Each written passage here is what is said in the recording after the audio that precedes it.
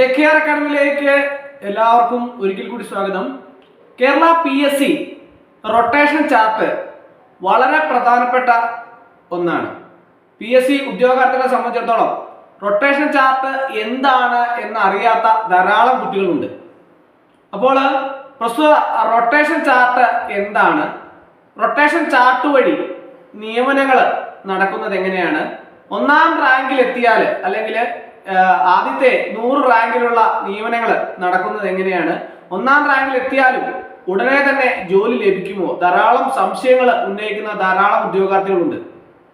അപ്പോൾ അവർക്കൊക്കെ അറിയാൻ വയ്യാത്ത ഉദ്യോഗാർത്ഥികൾക്ക് വേണ്ടിയിട്ടാണ് ഞാൻ റൊട്ടേഷൻ ചാർട്ടിനെ സംബന്ധിച്ച് ഒരു ക്ലാസ് ഓൾറെഡി ചെയ്തിട്ടുണ്ടായിരുന്നു. അത് നിങ്ങൾ എല്ലാവരും കണ്ടു എന്ന് വിചാരിക്കുന്നു. കാണാത്ത ഉദ്യോഗാർത്ഥികൾക്കും അറിയാത്ത ഉദ്യോഗാർത്ഥികൾക്കും വേണ്ടി ഞാൻ പുതിയൊരു ക്ലാസ് നിങ്ങളിലേക്ക് ഈ റൊട്ടേഷൻ ചാർട്ടിനെ കുറിച്ച്, അതായത് ഏറ്റവും ബേസിക് ആയിട്ടുള്ള കാര്യങ്ങളെ കുറിച്ച് ആണ് ഇന്നത്തെ ക്ലാസ്സിൽ ഞാൻ പറയാൻ പോകുന്നത്. കേരള PSCയെ സംബന്ധിച്ചിടത്തോളം PSC വഴി ജോലി റിപ്പോർട്ട് ചെയ്യുമ്പോൾ സംവരണം കൃത്യമായിട്ട് പാലിക്കാനായി ഉപയോഗിക്കുന്ന ഒരു ക്രമീകരണ പട്ടികയാണ് ഈ റൊട്ടേഷൻ ചാർട്ട് എന്ന് പറയുന്നത്. റൊട്ടേഷൻ ചാർട്ട് വഴിയാണ് നിയമനങ്ങളൊക്കെ തന്നെ നടക്കുന്നത്.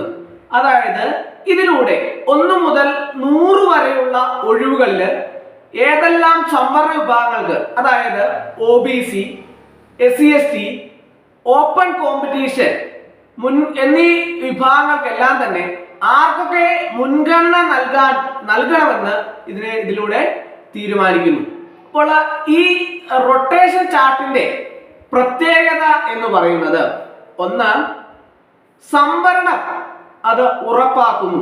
കൂടാതെ ഓപ്പൺ കോമ്പറ്റീഷൻ, അതായത് OC എന്ന് പറയും, OC മത്സരത്തിനും, അതായത് ബാക്കി 50% ന്യൂനപക്ഷ സമുദായങ്ങൾക്കും നീക്കിവച്ചിട്ടുള്ളത് കൃത്യമായിട്ട് പാലിക്കുന്നതിനായിട്ട് സാധിക്കുന്നു.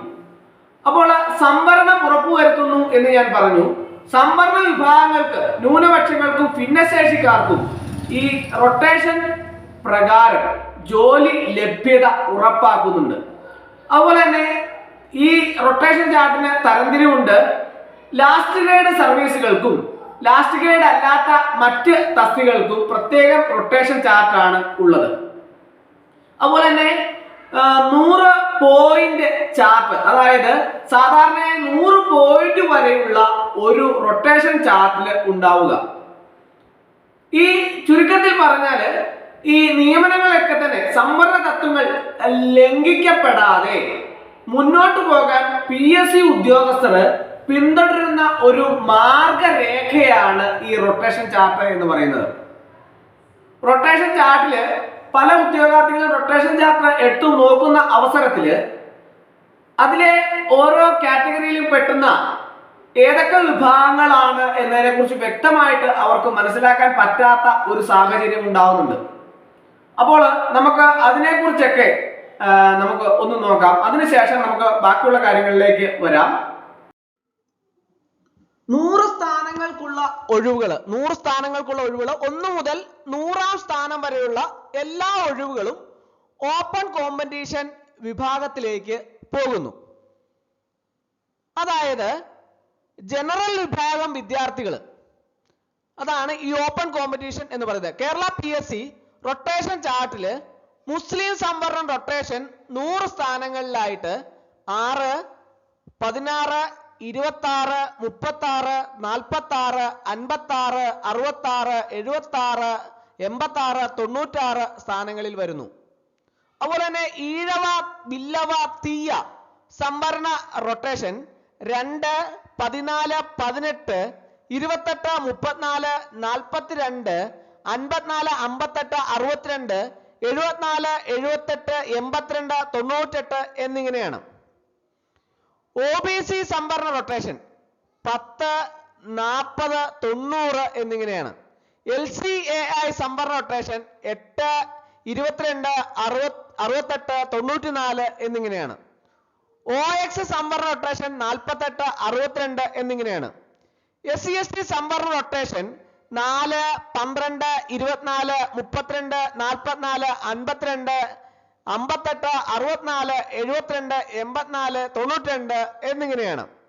ധീവര സംവരണ റൊട്ടേഷൻ 50-ാം സ്ഥാനത്തും SIUC-യിലെ നാടാർ സംവരണ റൊട്ടേഷൻ 38-80 സ്ഥാനത്തും നാടാർ സംവരണ റൊട്ടേഷൻ 60-ാം സ്ഥാനത്തും വരുന്നു. വിശ്വകർമ്മ സംവരണ റൊട്ടേഷൻ 20-100 സ്ഥാനത്ത് വരുന്നു. അപ്പോൾ ഇങ്ങനെയാണ് ഓരോ വിഭാഗങ്ങൾക്കുമുള്ള റൊട്ടേഷൻ വരുന്നത്. അപ്പോൾ എല്ലാവരും പലരും ചോദിച്ചു, പലർക്കും അറിയാൻ വയ്യ. പക്ഷേ ഈ അഡ്വൈസ് ഡീറ്റെയിൽസ് എടുക്കുമ്പോൾ EBT, OC ഇങ്ങനെയൊക്കെ കാണുമ്പോൾ പലർക്കും അത് എന്താണെന്ന് മനസ്സിലാകുന്നില്ല. അത് ഞാൻ പറഞ്ഞു തരാം. അതായത് OC എന്ന് പറഞ്ഞാൽ ഓപ്പൺ മത്സരമാണ്, ഓപ്പൺ കോമ്പറ്റീഷൻ. അതുപോലെ തന്നെ EBT എന്താണ്? ഈഴവ, തീയ, ബില്ലവ. അതുപോലെ തന്നെ LCAI എന്താണ്? ലാറ്റിൻ കത്തോലിക്ക, ആംഗ്ലോ ഇന്ത്യൻ, അതാണ് LCAI. M എന്ന് പറഞ്ഞാൽ മുസ്ലിം, V എന്ന് പറഞ്ഞാൽ വിശ്വകർമ്മ, SIUC എന്ന് പറഞ്ഞാൽ സൗത്ത് ഇന്ത്യൻ യുണൈറ്റഡ് ക്രിസ്ത്യൻ നാടിർ, അതാണ് SIUC എന്ന് പറഞ്ഞാൽ. D എന്ന് പറഞ്ഞാൽ ധീവര, അതിൻ്റെ അകത്ത് അരയൻ, വാളൻ, നൂലയൻ, മുക്കുവൻ, അരയവതി, വലിഞ്ചിയാർ, പണിയക്കൽ, മൂകയ, ബോവി, മൂകയർ, മൂകവീരൻ എന്നാണ് D ധീവര. OX മറ്റുള്ളവര്, പരിവർത്തനം ചെയ്ത ക്രിസ്ത്യാനികൾ. N എന്ന് പറഞ്ഞാൽ നാടാറ്, OBC എന്ന് പറഞ്ഞാൽ മറ്റു പിന്നോക്ക വിഭാഗങ്ങൾ, പട്ടികജാതി എന്ന് പറഞ്ഞാൽ പട്ടികജാതി, പട്ടികവർഗ എന്ന് പറഞ്ഞാൽ പട്ടികവർഗ. അപ്പോൾ ഇതാണ് റൊട്ടേഷൻ ചാർട്ടിൽ ഉൾപ്പെടുത്തിയിട്ടുള്ള ഷോർട്ട് ഫോമുകളുടെ ഒരു വിശദീകരണമാണ് ഞാൻ പറഞ്ഞു തന്നത്. പലപ്പോഴും ഉദ്യോഗാർത്ഥികൾക്ക് അറിയാൻ വയ്യാത്ത ഒരു പ്രധാനപ്പെട്ട കാര്യമാണ്, അത് കൃത്യമായിട്ട് മനസ്സിലാക്കുക. ഇനി നമുക്ക് റൊട്ടേഷൻ പ്രകാരം ആദ്യത്തെ 1 മുതൽ 100 വരെയുള്ള നിയമനങ്ങൾ എങ്ങനെയാണ് എന്ന് നോക്കാം. OC 1 OC, അതിനുശേഷം 2 വരുമ്പോൾ EBT, 3 വരുമ്പോൾ OC, 4 വരുമ്പോൾ SC. നമ്മൾ ഓൾറെഡി പറഞ്ഞാണ്. 5 വരുമ്പോൾ OC, M, അത് കഴിഞ്ഞ് M, 6 M, 7 OC. ഇങ്ങനെ ഓരോന്നും 1 by 1 ആയിട്ട് നടന്നു പോകുന്നുണ്ട്. അപ്പോൾ ആദ്യത്തെ നിയമനം വരുന്ന അവസരത്തിൽ അത് ആർക്കാണ്? OC ആണ് അല്ലേ. അപ്പോൾ അതിനുശേഷം ഈഴവ, ബില്ലവ, തീയയാണ്. അത് കഴിഞ്ഞ് പിന്നെയോ OC ആണ്. അതിനുശേഷം SC ആണ്. അതിനുശേഷം പിന്നെയും ഓപ്പൺ കോമ്പറ്റീഷൻ, അതായത് 1 by 1 ആയിട്ട് ഓപ്പൺ കോമ്പറ്റീഷൻ ആണ് വരുന്നത്. അത് കണ്ടോ? അത് നിങ്ങൾക്ക് ഈ റൊട്ടേഷൻ ചാർട്ടിൽ എടുത്തു നോക്കിയാൽ എങ്ങനെയാണെന്നുള്ളത് കൃത്യമായിട്ട് നിങ്ങൾക്ക് ആദ്യത്തെ 1 തൊട്ട് 100 വരെയുള്ള കാര്യങ്ങൾ ഞാൻ കൊടുത്തിട്ടുണ്ട്. അപ്പൊ നിങ്ങൾക്ക് കൃത്യമായിട്ട് അത് കാണാൻ സാധിക്കും. ഓരോന്നും ഏതൊക്കെയാണെന്നുള്ളതിനെ കുറിച്ച് നിങ്ങൾക്ക് വ്യക്തമായിട്ട് കാണാൻ സാധിക്കും. അത് കാണുന്നതിനും പരിചയപ്പെടുന്നതിനും വേണ്ടിയിട്ടാണ് ഞാനിത് ഉൾപ്പെടുത്തിയത്. അപ്പോൾ പലർക്കും ഇതിനെക്കുറിച്ച് അറിയത്തില്ല, ഏത് വിഭാഗമാണ് എങ്ങനെയാണ് വരുന്നതെന്നതിനെ കുറിച്ച്. അപ്പോൾ ഇത് കൃത്യമായിട്ട് നിങ്ങൾക്ക് മനസ്സിലാക്കാൻ സാധിക്കും. ഒന്നാമത് OC ആണ്, അത് കഴിഞ്ഞ് EBT ആണ്, പിന്നെയും OC ആണ്, അത് കഴിഞ്ഞ് അടുത്ത സംവരണ വിഭാഗമാണ്, അത് കഴിഞ്ഞ് പിന്നെയും OC ആണ്, അത് കഴിഞ്ഞ് പിന്നെ സംവരണ വിഭാഗമാണ്. അപ്പോൾ ഇതിൻ്റെ അകത്ത് കൃത്യമായിട്ടും മനസ്സിലാക്കേണ്ട ഒരു കാര്യമുണ്ട്. ഇപ്പോൾ ഓപ്പൺ കോമ്പറ്റീഷൻ എന്ന് പറയുമ്പോൾ അതിൻ്റെ അകത്ത് യാതൊരുവിധ സംവരണവും ഉൾപ്പെടുന്നില്ല. അവിടെ മാർക്കിനാണ് പ്രാധാന്യം. അവിടെ എല്ലാ വിഭാഗക്കാരും ഉൾപ്പെടുന്നു, എല്ലാ വിഭാഗക്കാർക്കും അവിടെ പ്രാതിനിധ്യമുണ്ട്. അവിടെ എന്താണ് പ്രധാനം? അവിടെ മാർക്കാണ് പ്രാധാന്യം. അതുപോലെ തന്നെ സംവരണ വിഭാഗങ്ങളെ സംബന്ധിച്ചിടത്തോളം ഏത് സംവരണ വിഭാഗമാണ് അടുത്ത റൊട്ടേഷൻ പ്രകാരം വരുന്നത്? അതായത് രണ്ടാമത്തെ എടുത്താൽ ഈഴവ, ബിയ്യ, തില്ലവ, പ്രസ്തുത വിഭാഗങ്ങൾക്ക് മാത്രമേ അവിടെ ആ സംവരണ സമയത്ത് നൽകുകയുള്ളൂ. മറ്റു വിഭാഗങ്ങളെ അവിടെ ഉൾപ്പെടുത്തില്ല. ആ സംവരണ റൊട്ടേഷൻ പ്രകാരം പ്രസ്തുത സംവരണ വിഭാഗങ്ങൾക്ക് മാത്രമേ അവിടെ നൽകുകയുള്ളൂ. അങ്ങനെയുള്ള ഓരോ കാര്യങ്ങളും കൃത്യമായിട്ട് പാലിച്ചാണ് മുമ്പോട്ട് പോകുന്നത്. അപ്പോൾ ഇതിനെക്കുറിച്ച് വ്യക്തമായിട്ട് നിങ്ങൾക്ക് മനസ്സിലായെന്ന് വിചാരിക്കുന്നു. ഇനി നമുക്ക് ബാക്കിയുള്ള കാര്യങ്ങളെ കുറിച്ച് ചർച്ച ചെയ്യാം. ചാർട്ടില് നമ്മൾ EWSനെ കുറിച്ച് പറഞ്ഞിട്ടുണ്ട്. ഞാൻ അതിനകത്ത് പറയാൻ വിട്ടുപോയി, ബാക്കിയുള്ള കാര്യങ്ങൾ പറഞ്ഞു. അപ്പൊ EWS പുതുതായിട്ട് EWSന്റെ കാര്യം കൂടെ വരുന്നുണ്ട്. സാമ്പത്തികമായി പിന്നാക്കം നിൽക്കുന്ന EWS സംവരണം അത് 10% ഉള്ളത്. അത് റൊട്ടേഷൻ ചാർട്ടില് പുതിയ മാറ്റങ്ങൾ വരുന്നുള്ളൂ. ഉദാഹരണമായിട്ട് 9, 19, 29 എന്നിങ്ങനെയുള്ള ഊഴങ്ങൾ അത് EWSൽ ആണ് വരുന്നത്. അങ്ങനെയുള്ള EWSും കൂടെ ഇതിൻ്റെ അകത്ത് സംവരണ വിഭാഗങ്ങളിലായിട്ട് വരുന്നുണ്ട്. അപ്പോൾ റൊട്ടേഷൻ ചാർട്ടിനെ സംബന്ധിച്ചിടത്തോളം സംവരണ ആനുകൂല്യങ്ങളും അതുപോലെ തന്നെ മാർക്കിന്റെ അടിസ്ഥാനത്തിലുള്ള നിയമനങ്ങളും കൃത്യമായിട്ട് പാലിക്കുന്നതിന് വേണ്ടിയിട്ട് PSC ഉദ്യോഗസ്ഥർ പിന്തുടരുന്ന ഒരു മാർഗമാണ് ഈ റൊട്ടേഷൻ ചാർട്ട് എന്ന് പറയുന്നത്.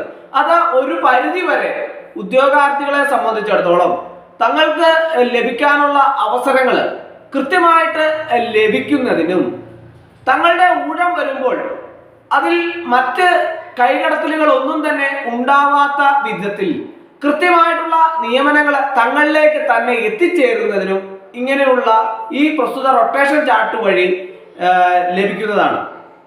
അപ്പോൾ ഉദ്യോഗാർത്ഥികളുടെ വിശ്വാസ്യത വർദ്ധിപ്പിക്കുന്ന ഒന്നാണ് ഈ റൊട്ടേഷൻ ചാർട്ട് എന്ന് പറയുന്നത്. പ്രസ്തുത റൊട്ടേഷൻ ചാർട്ട് എപ്പോൾ വേണമെങ്കിലും നിങ്ങൾക്ക് സൈറ്റിലൂടെ PSC സൈറ്റിലൂടെ ലഭ്യമാണെന്ന് മാത്രമല്ല ആർക്ക് വേണമെങ്കിലും ഏത് ഉദ്യോഗാർത്ഥികൾ വേണമെങ്കിലും അത് കൃത്യമായിട്ട് നോക്കി മനസ്സിലാക്കാനും തങ്ങളുടെ ഊഴം എപ്പോഴാണ് വരുന്നത് എന്നതിനെ കുറിച്ച് വ്യക്തമായിട്ട് മനസ്സിലാക്കാനും ഈ റൊട്ടേഷൻ ചാർട്ട് വഴി സാധിക്കുന്നതാണ്. അതാണ് ഇതിന്റെ സുതാര്യത ഉറപ്പുവരുത്തുന്ന മറ്റൊരു പ്രധാനപ്പെട്ട കാര്യം. അപ്പോൾ ഉദ്യോഗാർത്ഥികളെ സംബന്ധിച്ചിടത്തോളം ഞാൻ നിങ്ങളുടെ അഭിപ്രായം ആരായുന്ന ഒരു പ്രധാനപ്പെട്ട ചോദ്യം ഇതാണ്: പ്രസ്തുത റൊട്ടേഷൻ ചാർട്ടിൽ നിങ്ങൾ സംതൃപ്തരാണോ? അല്ലെങ്കിൽ ഈ റൊട്ടേഷൻ ചാർട്ട് പ്രകാരമുള്ള നിയമനങ്ങളൊക്കെ തന്നെ നടക്കുന്നത് കൃത്യമായി തന്നെയാണ് എന്ന് നിങ്ങൾ വിശ്വസിക്കുന്നുണ്ടോ? അല്ലെങ്കിൽ നിങ്ങൾക്ക് ഈ റൊട്ടേഷൻ ചാർട്ടിന് പകരമായി മറ്റൊരു മാറ്റം എന്താണ് കൊണ്ടുവരാൻ നിങ്ങൾ ആഗ്രഹിക്കുന്നത്? അല്ലെങ്കിൽ ഇതിനേക്കാളും സുതാര്യത കൂടുതലുള്ള ഒരു മാറ്റം എന്താണ്? നിങ്ങളുടെ അഭിപ്രായങ്ങൾ ഓരോരുത്തരും പറയാം. മാറ്റങ്ങൾ ഉണ്ടാവുന്നത് എപ്പോഴും വളർച്ചയിലേക്ക് നയിക്കുന്ന ഒന്നാണ്. മാറ്റങ്ങൾ ഉണ്ടായാലേ വളർച്ചകൾ ഉണ്ടാവുകയുള്ളൂ. അതിനനുസരിച്ച് കൂടുതൽ സുതാര്യതയിലേക്ക് നീങ്ങാൻ സാധിക്കുകയുള്ളൂ. അപ്പോൾ ഓരോരുത്തർക്കും അവരുടെ അഭിപ്രായങ്ങൾ കൃത്യമായിട്ട് രേഖപ്പെടുത്താം. നമ്മൾ റൊട്ടേഷൻ ചാർട്ടിനെ സംബന്ധിച്ചാണ് ഇന്നത്തെ ക്ലാസ്സിൽ ചർച്ച ചെയ്തത്. അപ്പോൾ ഇന്നത്തെ ക്ലാസ് എല്ലാവർക്കും ഇഷ്ടമായെന്ന് വിചാരിക്കുന്നു. ഒരിക്കൽ കൂടി നന്ദി പറഞ്ഞു നിർത്തട്ടെ. നന്ദി, നമസ്കാരം.